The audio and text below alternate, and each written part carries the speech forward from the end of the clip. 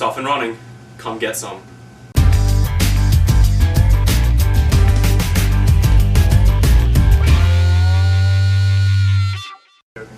Welcome back to this Off and Running sports show where myself, Drew Woods, my partner Josh Barron, talk about all the stuff in the sports spectrum across the United States, Northeast, New York, anywhere we can think of. We're going to try to bring it to you. We try to talk about it.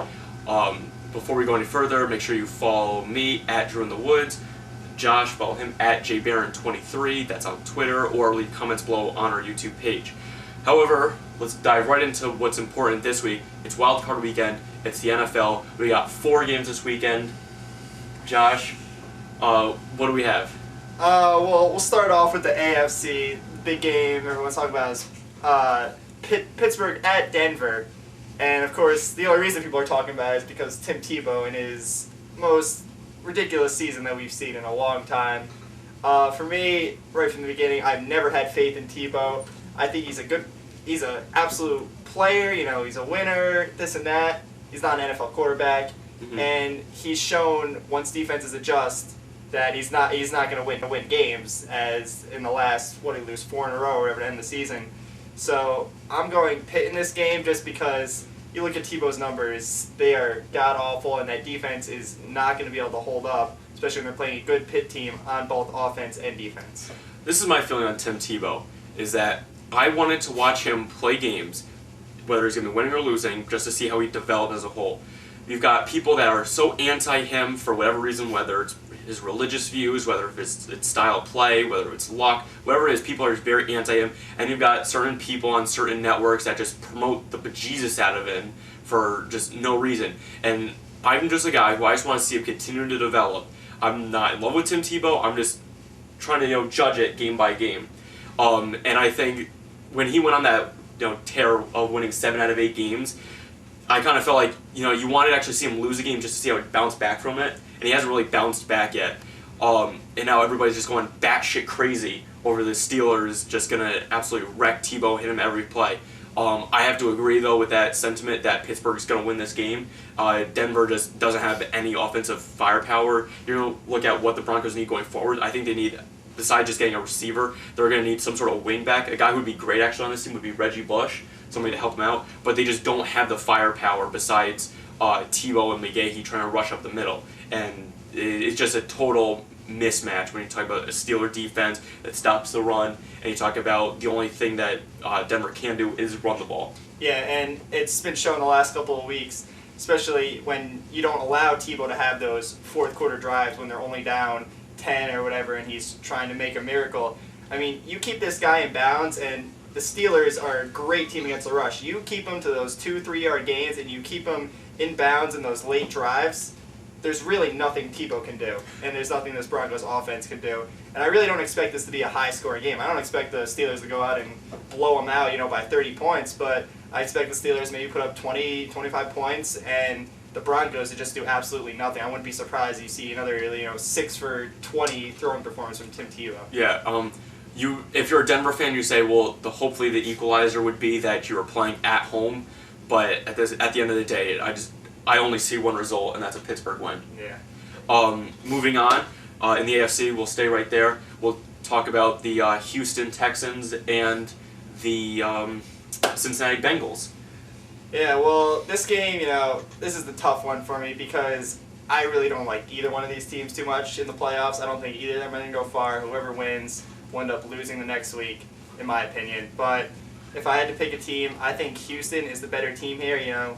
It's Cincinnati. They're 1-7 against winning teams this season, and they've shown in clutch situations, they haven't really come through. They kind of backed into the playoffs, as some people would say, losing their final game in the regular season when they needed a win, and they just got lucky with a few other teams losing.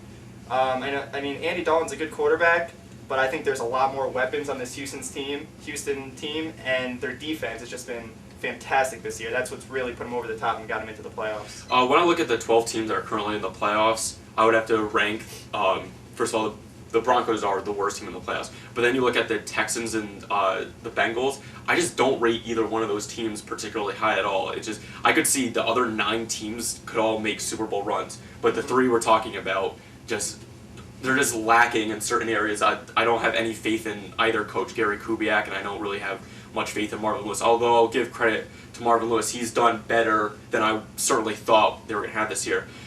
Saying that, I actually am going to go with the Cincinnati Bengals to win this game. I love AJ Green. I just think that guy's a man-child. He is a stud. He is a great receiver. I quite like Andy Dalton. He's a good little quarterback. I think he's got a nice future ahead of him.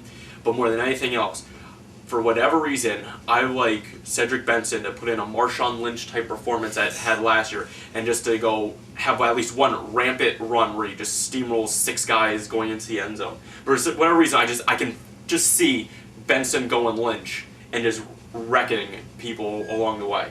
You know, it's funny. I remember watching Jets preseason game against the Bengals, and Bengals, I think Andy Dalton threw 4 interceptions in the first half or something, and all the announcers were like, oh, this team's going to be in it for Andrew Luck. I think they're going to be the worst team this season.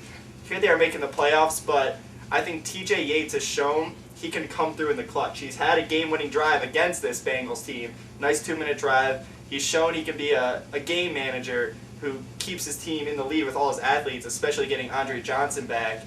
And, you know, it's kind of funny to say this, but he kind of reminds me of Mark Sanchez's first season where, you know, he doesn't put up these big numbers, but he comes through in the clutch, and I think he's going to be a great playoff quarterback, just like Sanchez was his first year. My one concern about TJ Yates is I watched him play a lot of games at North Carolina, and maybe I read way too much into college football, but I just never saw him as a pro caliber player, and I rate Dalton much higher than I rate TJ Yates. But that's just my opinion. Moving on, we've also got Giants-Falcons this weekend. We're local to New York, so we have a lot of friends that are Giants fans that, you know, everybody's saying, oh, it's 2007 all over again, they're about to make a run, they've had their emotional wins, their defensive line's stamping up. But don't overlook the Falcons. Matt Ryan, good player. Julio Jones. I remember watching Julio Jones play games in high school, and the thing that he's in the pros now, 1, makes you feel old, and 2, the guy is also a stud, just like AJ Green is a stud. And you've got Roddy White, you got the burner Michael Turner, and you got, you know, weapons. The defense plays, you know, decently. I wouldn't say they're great, they're decent, and then you've also got the Giants. You know, JPP has been out of this world for that Giants defensive line this year. You really put anyone on that defensive line as having a great year so far. Absolutely. And Eli Manning has had his best year yet. So I think it's a very balanced game, and I think it's going to be a really good game. It's one I'm looking forward to the most so far. See, I feel like, you know, it's going to be close, but for some reason I'm really confident that the Falcons are going to go into the Meadowlands and they're just going to beat the Giants. I mean, the Falcons have been a little inconsistent this year. You know, they've had wins over some high quality teams, and, you know, they could have had a win over the Saints if it wasn't for that fourth quarter blunder of a call in their own 25 going for it on 4th down and overtime, but it's a different story. But then they've had some losses against some bad teams. And Matt Ryan has shown he can be an elite quarterback. And I really see that, you know, that team getting pumped up and having that adrenaline to have Matt Ryan come out and have an amazing game. And like you said, they have Roddy White, and Julio Jones has been stepping it up after those injuries early in the year. He's really looking improved. I expect a big game from all of them. The biggest thing, I said this going to the Jets-Giants game earlier this season, the biggest thing for me is what Perry Feel is going to do with that zone secondary. It has been awful this year, and if the Giants correct that, I would see them winning. If they don't, and Roddy and Julio Jones just go nuts in this game, then they have no chance. So Corey Webster's going to have to step up, Aaron Ross is going to have to step up, and Kenny Phillips is going to have to step up. Well, the big thing here for Matt Ryan and the offense, I don't know what the offensive coordinator is, but the offensive play calling for the Falcons is they get those quick plays, you know, those quick slants, something like that, because the Giants, they'll put pressure on you. They will get pressure on the quarterback. They have a great defensive line. So the key here is to get into that secondary where they can easily be beat because they've been depleted by injuries. Matt Ryan does do those Manning-esque changes at the lines, which, you know, you got to give him credit. You know, that could be something that they're going to try to exploit. And the corners for the Giants, like I said, have to step up. And I do think they will. So I see like a 3-point game in the Giants' favor. Yeah, I see the Falcons coming away, you know, not a blowout, maybe 10 points over the Giants. Last but certainly not least, we've got Saints, Lions, should be a doozy at the Dome. Yeah, this is my favorite game to look for this week. Both these teams having fantastic seasons. Obviously, you look at Drew Brees and, I mean, passing Dan Marino's record and all the weapons he has on offense. But these Lions, I mean, Matthew Stafford, he's having the season that everyone thought he was going to have when he was drafted with the first pick. I think he's thrown for over 5,000 yards. He's got 43 touchdowns, I want to say, and either 15 or 18 interceptions. I'm not sure exactly, but that's a heck of a season for Matthew Stafford. Unfortunately, I just think the Saints have too much firepower, and they've shown they can beat some of these elite teams, and Drew Brees is fearless out there. He has so many weapons on offense, whether it's Sproles, Colston, Jimmy Graham. I think he's top 2 tight end in the league, maybe him and Gronk.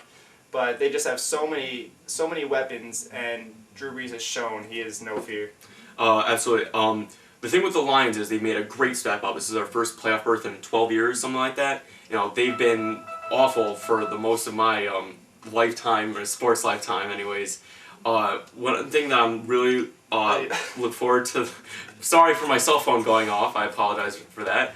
One thing that I think the Lions have to do, though, I firmly believe you have to learn how to lose before you can learn how to win. They've taken a huge step up. The organization has taken a huge step up. They don't have the clown that is Matt Millen running that organization anymore, and thank God that they've moved on. Maybe a certain company would like to do that too.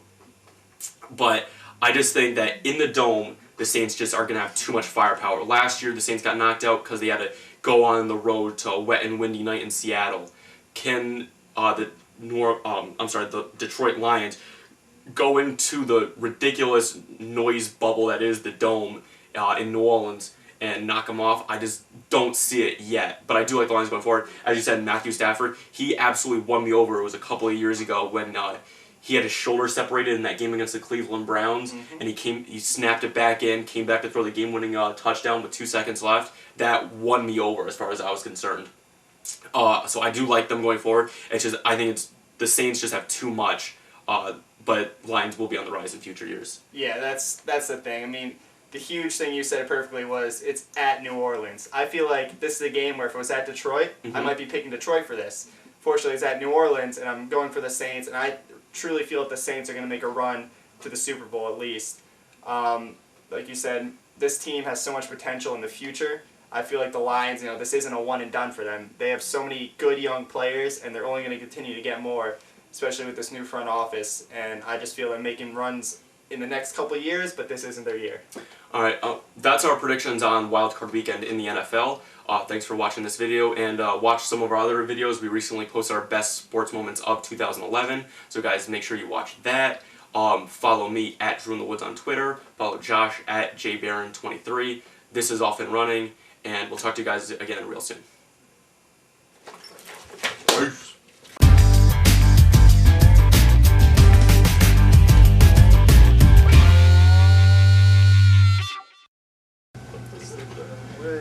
Giggles out of the way. I'm feeling extra giggly today. Oh, God. Now you tell me after I switch the video. Alright. Let's go. Alright? Yeah.